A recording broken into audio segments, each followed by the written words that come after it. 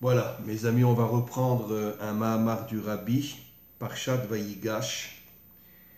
Et bien sûr, on va expliquer, je vais lire, je vais expliquer. Vayigash Elav Yehuda. Yehuda, qui représente la royauté, qui représente la Malchut. On parle bien sûr de la Malchut de Dieu qui doit se dévoiler dans ce monde. On ne parle bien sûr pas des dirigeants qui ne vivent que pour l'orgueil et pour l'argent. On parle du dévoilement de Dieu dans ce monde, dans le monde d'en bas. Yehuda s'est approché de Yosef.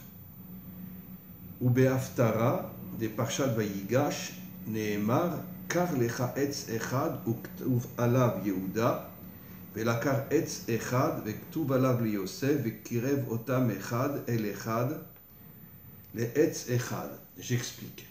Vous savez que dans chaque paracha, après, on lit un morceau des prophètes, ou du roi David, ou d'autres choses, ce qu'on appelle le Tanakh.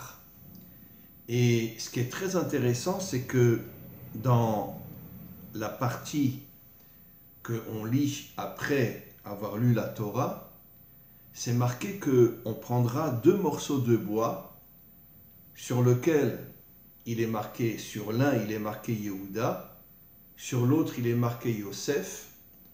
On rapprochera ces deux morceaux et ils deviendront unis.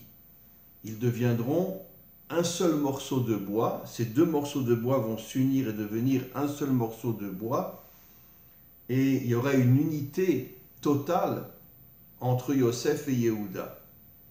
Alors, il y a bien sûr une question ici que le rabbi va demander, c'est si au départ dans la Torah, c'est Yehuda qui va vers Yosef, ce qui veut dire que d'une certaine manière, Yosef, comme on va le voir, est au-dessus de Yehuda, comment se fait-il que dans la Haftara, bien qu'en vérité la Haftara parle de la délivrance finale, où il y aura une unité totale entre le monde d'en haut qui est représenté par Yosef, comme on va expliquer, et le monde d'en bas qui est représenté par Yehuda, puisque encore une fois, la royauté de Dieu doit se dévoiler dans le monde matériel, donc dans le monde d'en bas. On va continuer. ולכאורה השייכות דהפטרה להפרשה היא בזה שהתוכן דשניהם הוא חיבור יהודה ויוסף. Donc dans la Haftara, on dit que Yosef et Yehuda auront le même niveau, puisqu'ils deviendront un seul morceau de bois. Donc une unité totale. Alors pourquoi dans la paracha, on nous montre que Yosef est au-dessus de Yehuda? Aval bepratiyut be'agashat Yehuda le Yosef, mudgav chez Yosef unale yoter me Yehuda. Par contre dans la Torah, où on voit que Yehuda s'approche de Yosef, Yosef est au-dessus de Yehuda. On va expliquer. Ve'at chez Yosef aya melech al kol echav, au point que Yosef était d'une certaine manière le dirigeant de tous ses frères. Kolel Yehuda, y compris Yehuda. Et pourtant, dans la Haftara, on dit que Avdi David Melech Alehem. On dira que c'est David, c'est-à-dire en vérité le Mashiach, qui est un descendant de David. On l'appelle Ben David parce qu'il représente David. C'est lui qui sera au-dessus de tout le monde. De Yehuda ou à Malchut. Yehuda représente la Malchut. Je vais tout expliquer. Velachen Arshav Yosef ulemala me Yehuda. Mais dans la Torah, Yosef est au-dessus de Yehuda parce que Yosef représente d'une certaine manière le Yesod et la Malchut est en dessous le Yesod. Je vais expliquer. Alors, c'est une notion que j'ai déjà expliquée, mais bon, dans le texte du Rabbi, on voit quelque chose d'extraordinaire. On sait que Yosef était un homme d'une pureté sexuelle inimaginable. Quand la femme de Poutifar a tout fait pour essayer de le faire tomber, il n'est pas tombé. Et comme le dit le Midrash, quand Yosef est devenu d'une certaine manière le dirigeant de l'Égypte, c'était en vérité pas Pharaon qui était le dirigeant de l'Égypte, mais Pharaon lui a donné une place inimaginable c'est marqué dans le Midrash que toutes les jeunes filles sortaient derrière lui et lui jetaient de l'argent pour lui dire « viens vers moi, et il n'est jamais tombé. Yosef représente le Yesod. Le Yesod, c'est quoi? C'est, au niveau de la traduction en français, c'est les fondations, c'est ce qui tient le monde. C'est ce qui tient le monde. Et nos maîtres nous disent, qu'est-ce qui tient le monde? C'est justement la pureté sexuelle. Quand un homme ne tombe pas et qu'il reste avec son épouse et qu'il ne tombe pas, d'une certaine manière, il maintient le monde. Heureusement qu'il y a une très petite minorité d'hommes qui ne tombent pas dans la débauche, mais malgré tout, ce sont ces hommes-là qui tiennent le monde. D'ailleurs, c'est la raison pour laquelle nos maîtres nous disent que dans chaque génération, il y a 36 justes cachés. On ne les connaît pas, on ne sait pas qui ils sont. Et tout leur travail est justement d'être propres sur le plan sexuel. Et c'est comme ça qu'ils maintiennent le monde. C'est pour ça que le Yesod s'appelle les fondations du monde, pour nous dire que grâce à ces fondations, comme les fondations d'une maison, tant que les fondations restent solides, la maison ne s'écroule pas. Et si les fondations s'écroulent, la maison s'écroule aussi. Exactement de la même manière, tant qu'il y a dans ce monde une minorité d'hommes et de femmes aussi qui ne tombent pas dans la débauche, d'une certaine manière, ils maintiennent ce monde. C'est la raison pour laquelle Israël, avec toutes les catastrophes qui nous sont tombées sur la tête, ne parlons pas du dernier exil, avec les croisades, l'Inquisition, les pogroms, la Shoah, et malgré tout, Israël n'a pas disparu. N'oublions pas que 3 ans après la Shoah, Israël revient sur sa terre. Et pourquoi Israël n'a jamais disparu? Parce qu'il est, d'une certaine manière, maintenu par une minorité d'hommes qui ne tombent pas dans la débauche et qui maintiennent Israël. Et comme le disent nos maîtres dans le Talmud, la faute la plus grave qui puisse exister sur terre, c'est justement la débauche. Comme je l'ai déjà expliqué, nos maîtres disent que ce monde s'appelle Alma des Shikra, le monde du mensonge. Et nos maîtres expliquent c'est quoi le monde du mensonge. Ça veut dire qu'un homme fait croire à sa femme ou une femme fait croire à son mari qu'ils sont bien ensemble et que ni l'un ni l'autre ne trompe son mari ou ne trompe sa femme. Mais en vérité, derrière son dos, il fait des choses absolument inimaginables. Et il fait croire à sa femme qu'il l'aime, etc. Et donc c'est pour ça que nos maîtres nous disent que ce monde s'appelle le monde du mensonge, parce qu'un homme qui dit à sa femme « je t'aime, mon amour, ma vie, etc. » mais derrière son dos, il la trompe, ou une femme qui trompe son mari, c'est ça ce que nos maîtres nous disent, que ce monde s'appelle Alma des Shikra. Pourquoi? Parce que 99% de la population mondiale dans le monde entier, en vérité, ne sont pas sérieux et tombent dans la débauche. Il n'y a, disent nos maîtres, encore une fois, que 36 justes en Israël qui, eux, ne tombent pas dans la débauche de génération en génération, et c'est eux qui sont les fondations d'Israël, et c'est la raison pour laquelle Israël n'est jamais tombé, n'a jamais disparu, bien que il y a énormément d'Israéliens et de Juifs qui trompent leurs femmes ou des femmes qui trompent leur mari, mais ils sont maintenus par les fondations qui sont les 36 justes. Alors, je reviens sur ce que dit le Rabbi. Le Rabbi nous explique que le Yesod est au-dessus de la Malchut. D'ailleurs, quand on voit les Sphirot, ça vient du haut jusqu'au bas, Keter, Chorma, Bina, etc. Et le Yesod est juste au-dessus de la Malchut. Et pourquoi le Yesod est au-dessus de la Malchut?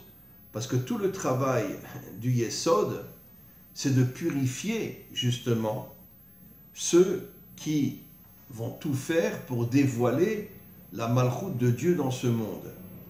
Et la purification est au niveau, bien sûr, au niveau sexuel.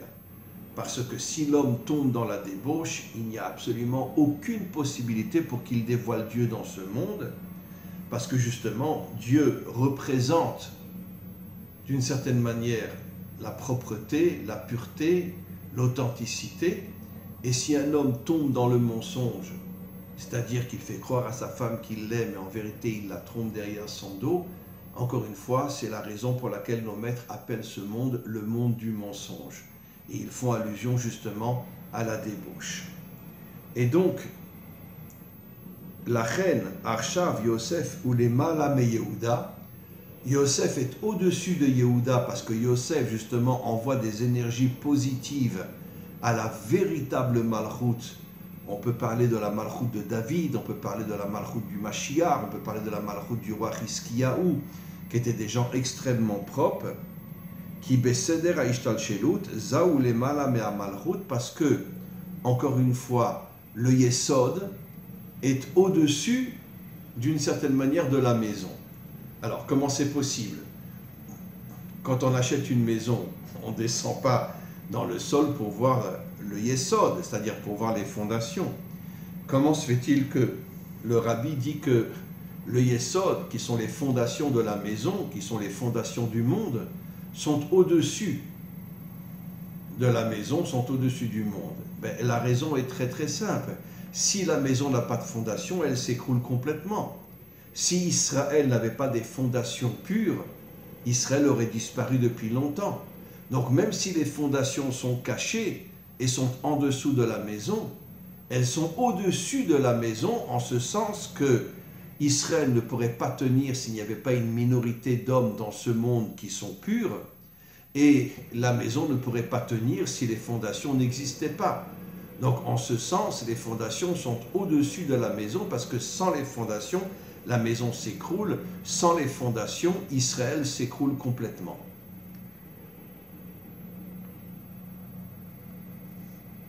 Veza ou Mashpia la Malchut, le Yesod envoie des énergies positives à la Malchut. C'est pour ça qu'il est dit Vayigash Elav Yehuda. Yehuda s'est approché de Yosef, parce que justement, n'oublions pas que Yehuda avait fauté, parce que quand il a vendu Yosef, une chose extrêmement grave, il s'est marié après avec une Cananéenne, et puis après il a été avec sa belle-fille, qu'il pensait être une prostituée. Yehuda a fait des choses catastrophiques, comme tous les dirigeants de ce monde aujourd'hui. Il n'y a pas un dirigeant qui est propre. Et donc, tous les dirigeants de ce monde sont effectivement de véritables débauchés. Il n'y en a pas un qui ne l'est pas. Et donc, Yehuda aussi, d'une certaine manière, est tombé pour bien nous faire comprendre que, d'une certaine manière, un dirigeant tombe dans la débauche. Et c'est la raison pour laquelle Yehuda s'est approché de Yosef, comme pour lui dire « Yosef, sauve-moi, envoie-moi des énergies positives qui vont me nettoyer de toutes les fautes que j'ai pu faire dans ma vie. Et ces énergies positives, qui sont d'une certaine manière les fondations, vont me faire tenir et vont faire de moi un homme propre qui ne tombera plus jamais. » Comme on le sait, David n'est jamais tombé, le Mashiach, n'en parlons pas, ne tombera jamais. David avait 18 femmes, le Mashiach n'en aura qu'une, parce que comme on le sait, la polygamie a été complètement enlevée d'Israël et elle ne reviendra jamais. Le Mashiach n'aura qu'une femme, et comme je l'ai souvent expliqué, de toute façon, le Mashiach, c'est la réincarnation de Adam, et sa femme, c'est la réincarnation de Ève, qui viennent pour réparer la faute qu'ils ont commise au début de l'histoire, et pour pouvoir purifier le monde, et pour pouvoir justement faire de ce monde un monde pur, un monde propre, où il n'y aura plus de débauche, plus d'idolâtrie, plus de corruption, etc. Et donc, Vayigash Elav Yehuda Vayomer Bi Adoni. Yehuda appelle Yosef mon maître.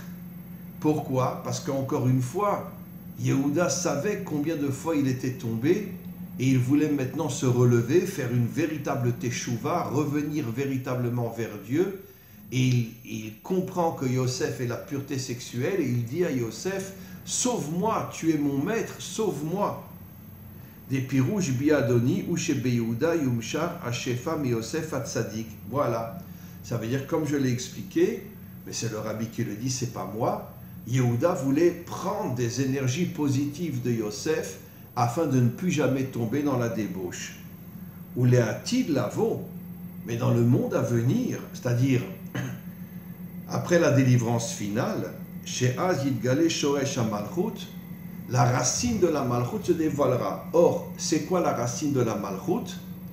C'est le Keter, c'est la couronne. Et donc, en vérité, aujourd'hui, dans ce monde, bien évidemment, il n'y a pas de couronne chez les dirigeants. Pourquoi? Parce que, encore une fois, les dirigeants ne cherchent que l'argent, le pouvoir et la débauche. Mais en vérité, quand le Mashiach dévoilera la Malchut de Dieu dans ce monde, à ce moment-là, la Malchut se connectera au Keter. Comme je l'ai souvent expliqué, nos maîtres nous disent que l'épouse est la couronne de son mari, elle fait de lui un roi, et grâce à cette couronne. Et donc, le Shoresh, on pourrait dire, la source de la Malchut, c'est l'attribut divin qui est le plus haut, qui est le Keter. Aujourd'hui, on ne le voit absolument pas, puisqu'aujourd'hui, on est dirigé par des dirigeants qui sont complètement laïques, etc., etc. Surtout en Israël, on n'a pas eu un seul dirigeant religieux, tous les dirigeants sont laïques, ils ne font pas Shabbat, ils n'accomplissent pas les mitzvot, ils n'étudient pas la Torah, etc. On est vraiment dans un monde en Israël, dans un monde catastrophique. Mais quoi qu'il en soit, une fois qu'il y aura eu la délivrance finale, à ce moment-là, la Malchut, qui est la sphira la plus basse, se connectera à la sphira la plus haute, qui est le Keter. Et c'est pour ça qu'au moment de la délivrance, on dira Keter Malchut. La source sera le Keter et le dévoilement de Dieu dans ce monde sera la Malchut. Shehu le Mala Mishoresh Za. À ce moment-là, la Malchut sera plus haute que le Yesod. Pour l'instant, la Malchut est en dessous du Yesod, c'est-à-dire c'est le Yesod qui envoie des énergies positives à la Malchut pour ne pas qu'elle tombe dans la débauche. Mais une fois que la Malchut se connectera au Keter, la plus haute sphira, la Malchut sera tout en haut, et à ce moment-là, ça sera la Malchut du Mashiach, et surtout la Malchut de Dieu qui se dévoilera dans ce monde. La reine Azie Avdi Meler Alehem. Et c'est pour ça qu'on dit que le roi David, qui correspond au Mashiach, puisque le roi David se réincarne dans le Mashiach, sera tout en haut des sphirotes. Aval misé shegam apasuk ve'avdi melech alehem ou beitpatrut de parshat veigash. Mais comme le dit le rabbi, c'est seulement dans la Haftara, c'est-à-dire dans la partie des prophètes, que l'on dit que le roi David sera au-dessus de toutes les sphirotes. Mais dans la Torah elle-même, c'est tout le contraire. Vaigash elav Yehuda, c'est Yehuda qui est venu près de Yosef pour lui demander de l'aider à sortir de toutes les catastrophes dans lesquelles il était tombé. Alors, je voudrais faire un petit résumé de ce premier passage que l'on a lu. On continuera cette paracha qui est une paracha extraordinaire. Et enfin, cette paracha, je veux dire ce texte qui est un texte extraordinaire. C'est d'ailleurs pour ça que j'appelle le rabbi la couronne d'Israël, parce qu'il est véritablement la couronne d'Israël. Et quoi qu'il en soit, essayons maintenant de comprendre un petit peu ce qui se passe. Il y a de nombreuses fautes dans ce monde. Il y a l'idolâtrie. Ce que j'appelle moi l'idolâtrie, c'est le culte de la matière, c'est-à-dire les laïcs, l'argent, les femmes, la corruption, etc., etc. C'est de l'idolâtrie. Nos maîtres nous disent que la plus grande idolâtrie qu'il y a dans ce monde, c'est le culte de la matière. Ça veut dire des gens qui sont complètement déconnectés de Dieu et qui ne servent que la matière pour leurs propres intérêts. D'ailleurs, l'idolâtrie, c'est le culte de soi, en vérité. Le culte de soi, c'est-à-dire en vérité, je me prosterne devant une statue, mais en vérité, pour pouvoir faire monter mon orgueil, pour pouvoir faire monter mon pouvoir, etc., etc. Et ça, c'est la véritable idolâtrie. La corruption, bien évidemment, c'est l'argent, c'est tout ce qu'il y a aujourd'hui au niveau de la finance, au niveau des banques, c'est absolument incroyable ce qui se passe en Israël aujourd'hui, et j'imagine un peu partout dans le monde. Les banques n'ont même plus honte aujourd'hui de lever les intérêts, etc.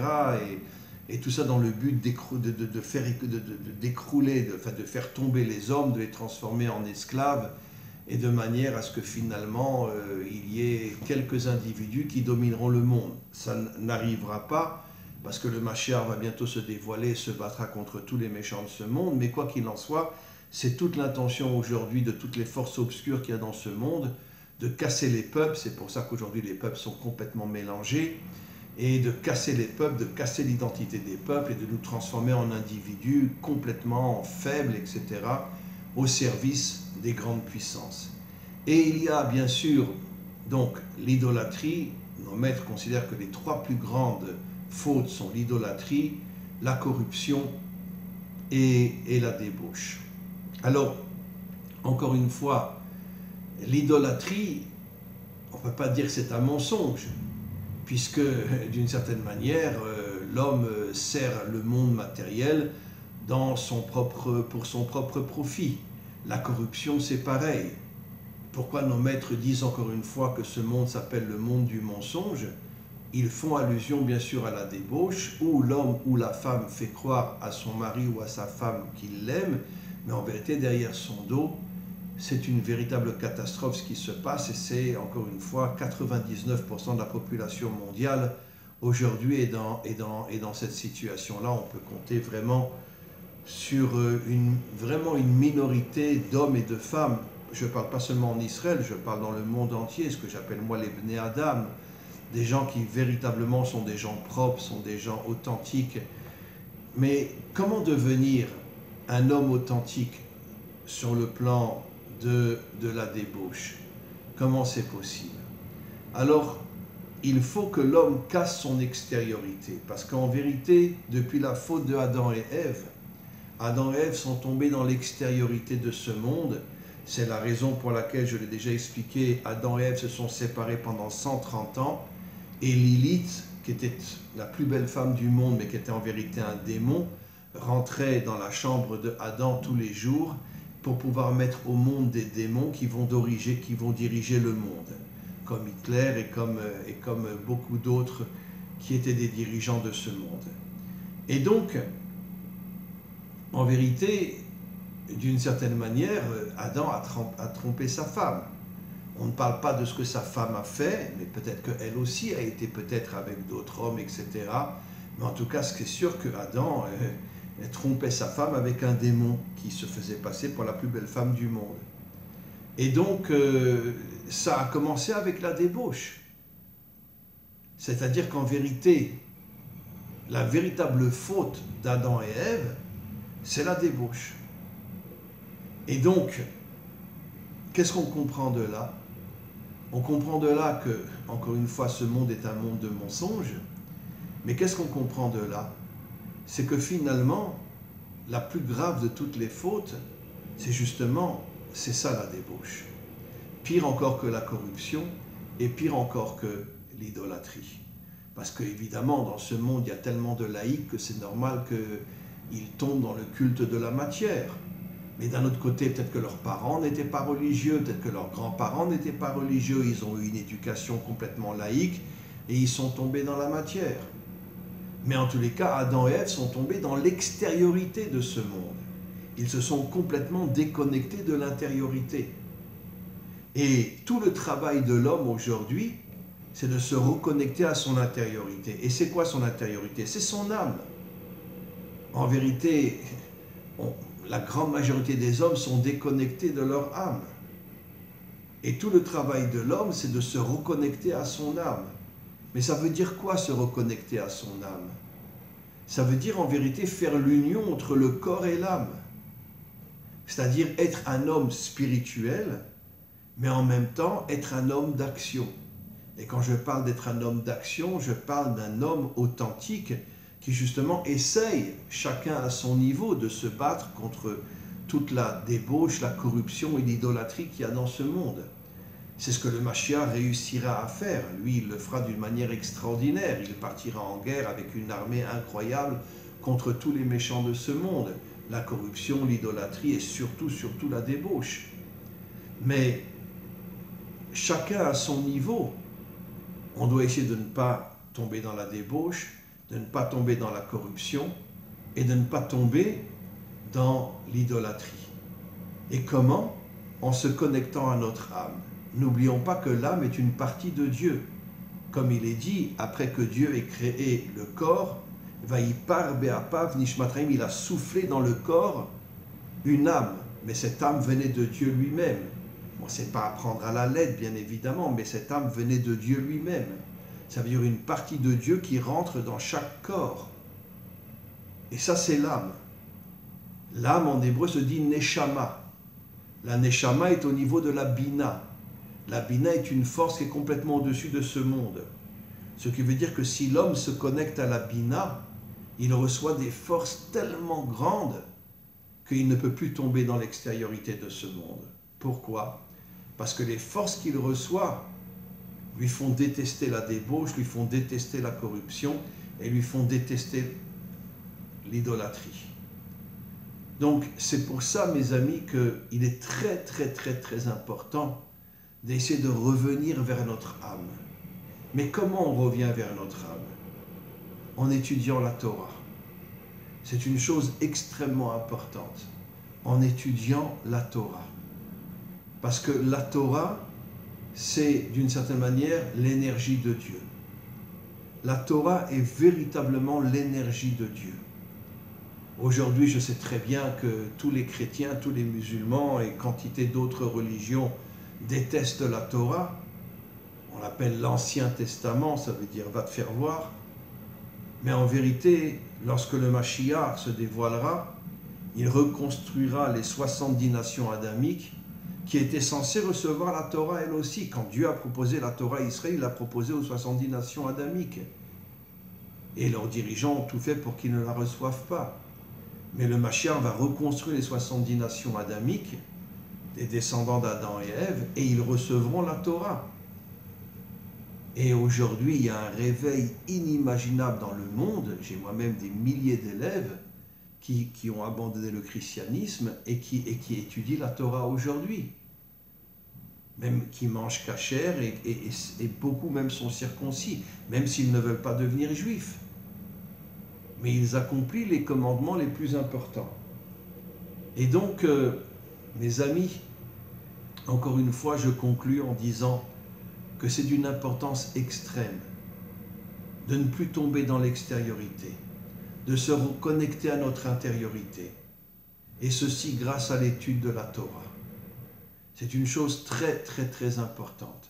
Celui qui n'étudie pas la Torah ne peut en aucun cas être connecté à son intériorité et ne peut en aucun cas ne pas tomber dans l'extériorité. Mes amis, soyons forts, soyons ce qu'on appelle en hébreu des giborim. Gibor veut dire fort. Connectons-nous à la Bina et essayons de sauver ce monde. Be'ezrat Hashem, avec l'aide du Maître du monde. Amen ve Amen.